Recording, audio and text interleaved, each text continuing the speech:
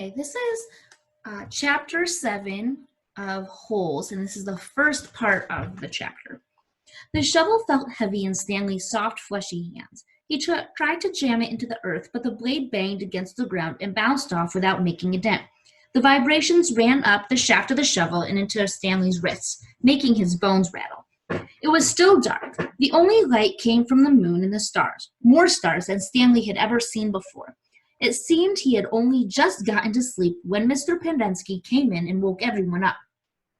Using all his might, he brought the shovel back down into the dry lake bed. The force stung his hands but made no impression on the earth. He wondered if he had a defective shovel. He glanced at Zero, about 15 feet away, who scooped out a shovel full of dirt and dumped it into a pile that was already almost a foot tall. For breakfast, they'd been served some kind of lukewarm cereal. The best part was the orange juice. They each got a pint carton. The cereal actually didn't taste too bad, but it had smelled just like his cot. Then they filled their canteens, got their shovels, and were marched out across the lake. Each group was assigned a different area. The shovels were kept in a shed near the showers. They all looked the same to Stanley, although X-Ray had his own special shovel, which no one else was allowed to use. X-Ray claimed it was shorter than the others, but if it was only by a fraction of an inch. The shovels were 5 feet long from the tip of the steel blade to the end of the wooden shaft.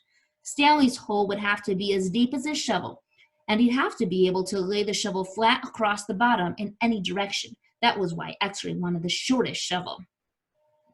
The lake was so full of holes and mounds that it reminded Stanley of pictures he'd seen of the moon.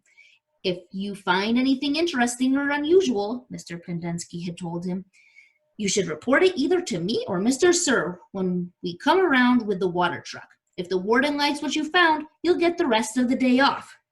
"What are we supposed to be looking for?" Stanley asked him. "You're not looking for anything. You're digging to build character. It's just if you find anything, the warden would like to know about it." He glanced helplessly at his shovel. It wasn't defective. He was defective. He noticed a thin crack on the ground. He placed the point of his shovel on top of it, then jumped on the back of his blade with both feet. The shovel sank a few inches into the packed earth. He smiled. For once in his life, it paid to be overweight.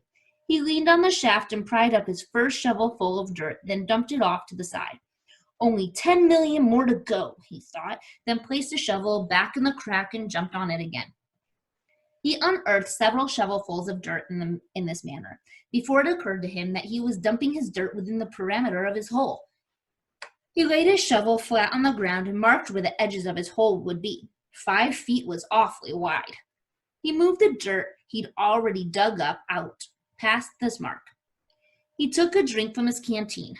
5 feet would be awfully deep, too. The digging got easier after a while. The ground was hardest at the surface, where the sun had baked a crust about 8 inches deep.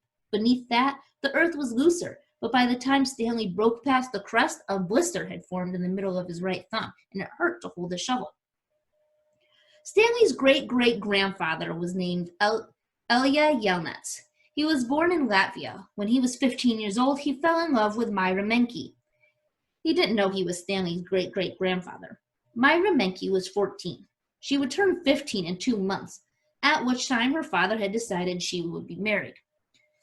Elna went to her father to ask for her hand, but so did Igor Barvik, the pig farmer. Igor was 57 years old. He had a red nose and fat, puffy cheeks.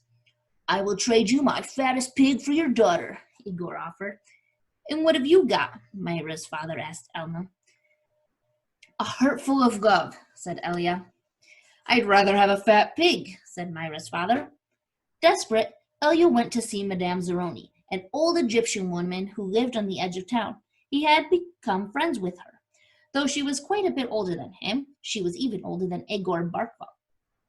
The older boys of his village liked to mud wrestle. Elia preferred visiting Madame Zeroni and listening to her many stories. Madame Zeroni had dark skin and a very wide mouth. When she looked at you, her eyes seemed to expand and you felt like she was looking right through you. "Elia, what's wrong?" she asked. Before he even told her he was upset, she was sitting in a homemade wheelchair. She had no left foot. Her legs stopped at her ankle.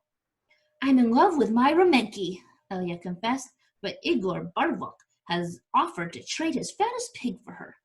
"I can't compete with that."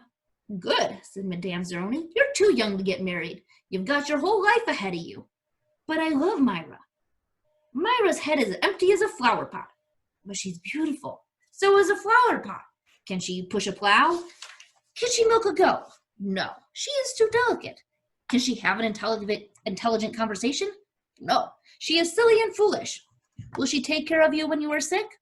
"No, she is spoiled and will only want you to take care of her. So she is beautiful. So what?" Madame Zeroni spat in the dirt.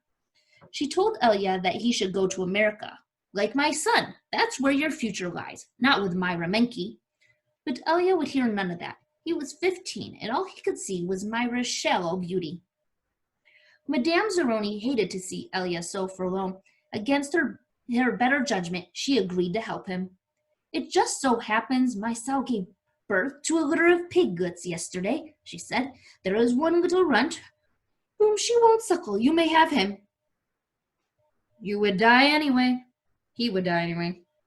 Madame Zeroni led Elia around the back of her house where she kept her pigs. Elia took the tiny piglet, but he didn't see what good it would do him. It wasn't much bigger than a rat. "He'll grow," Madame Zeroni assured him. "Do you see that mountain on the edge of the forest?" "Yes," said Elia. "On the top of that mountain there is a stream where the water runs uphill. You must carry the piglet every day to the top of the mountain and let it drink from the stream. As it drinks, you are to sing to him." She taught Elia a special song to sing to the pig. "On the day of Myra's 15th birthday, you should carry the pig up the mountain for one last time. Then take it directly to Myra's father. It will be fatter than any of Igor's pigs." "If it is the big and fat," asked Elia, "how will I be able to carry it up the mountain?" "The piglet is not too heavy for you now, is it?" asked Madame Zeroni. "Of course not," said Elia. "Do you think it will be too heavy for you tomorrow?" "No. Every day you will carry the pig up the mountain. It will get a little bigger, but you will get a little stronger. After you give the pig to Myra's father, I want you to do one more thing for me." "Anything," said Elia. "I want you to carry me up the mountain. I want to drink from the stream, and I want you to sing that song to me." Elia promised he would. Madame Zeroni warned that if he failed to do this, he and his descendants would be doomed for all of eternity. At that time, Elia thought nothing of the curse. He was just a 15-year-old kid, and eternity didn't seem much longer than a week from Tuesday. Besides, he liked Madame Zeroni and would be glad to carry her up the mountain. He would have done it right then and there, but he wasn't yet strong enough. Stanley was still digging. This hole was about 3 feet deep, but only in the center. It sloped upward towards the edges. The sun had only just come up over the horizon, but he already could feel its hot rays against his face. As he reached down to pick up his canteen, he felt a sudden rush of dizziness and put his hands on his knees to steady himself. For a moment, he was afraid he would throw up, but the moment passed. He drank the last drop of water from his canteen. He had blisters on every one of his fingers and one in the center of each palm. Everyone else's hole was a lot deeper than his. He couldn't actually see their holes, but he could tell by the size of their dirt piles. He saw a cloud of dust moving across the wasteland and noticed that the other boys had stopped digging and were watching it too.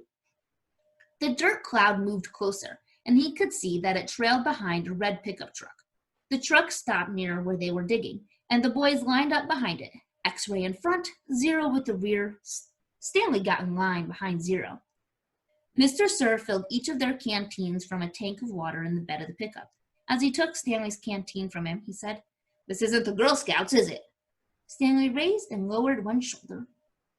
Mr. Sir followed Stanley back to his hole to see how he was doing. "You better get with it," he said, "or else you're going to be digging in the hottest part of the day." He popped some sunflower seeds into his mouth, deftly removing the shells with his teeth and spat them into Stanley's hole. Every day, Elliot carried the little piglet up the mountain and sang to it as he drank from the stream. As the pig grew fatter, Elliot grew stronger. On the day of Myra's 15th birthday, Elliot's pig weighed over 50 stones. Madame Zeroni had told him to carry the pig up the mountain on that day as well, that Elliot didn't want to present himself to Myra smelling like a pig. Instead, he took a bath. It was his second bath in less than a week. Then he led the pig to Myra. Igor Barkov was there with his pig as well. "These are two of the finest pigs I'd ever seen," Myra's father had declared. He was also impressed with Elia, who seemed to have grown bigger and stronger in the last 2 months. I used to think you were a good-for-nothing book reader, he said, but I see now you could be an excellent mud wrestler. May I marry your daughter? Elia boldly asked. First, I must weigh the pigs. Alas, poor Elia should have carried his pig up the mountain one last time. The two pigs weighed exactly the same.